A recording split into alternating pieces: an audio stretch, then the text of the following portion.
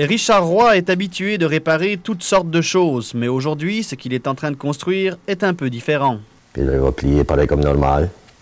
Puis j'ai mis du caoutchouc en dessous. Ça pas glissant, je pourrais virer des pages. Il fabrique un doigt mécanique. Richard s'est fait amputer l'index il y a quelques jours suite à une infection. Il n'avait tout simplement pas les moyens de se payer une prothèse. Sur l'Internet, c'est qu'il y avait, c'était en Floride, ils voulaient 10 000 Américains pour un doigt. Puis à 10 000 Américains pour un doigt, c'était hors de mon budget. Il n'y a pas d'aide de gouvernement pour acheter quelque chose comme ça.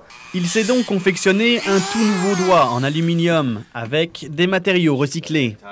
La première partie du doigt, j'ai pris un foot peg de Harley Davidson. Le deuxième j'avais juste une clampe d'aluminium sur ma boîte de truck. Puis un petit auto une bébelle que ma petite fille avait, c'était à remote. Puis le steering en avant avait des belles tétérades avec des petites ball joints. So, j'ai ôté ça. Puis il faut que j'achète un autre auto. Ça fonctionnera sur le doigt.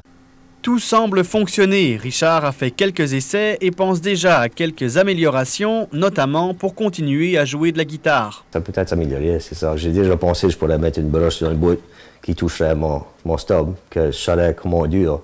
So, c'est un prototype qui va s'améliorer à mesure que je vais. Je peux faire différentes adaptations sur le bout.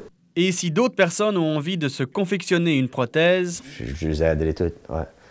Je comprends la place qu'ils sont dedans parce que j'ai pas d'un doigt. C'est juste un doigt, mais ce doigt-là travaillait à tous les jours.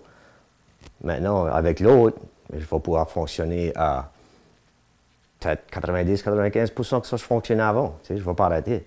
Richard Roy est déjà surnommé Tin Man, l'homme de fer du magicien d'Oz, par ses confrères de la construction.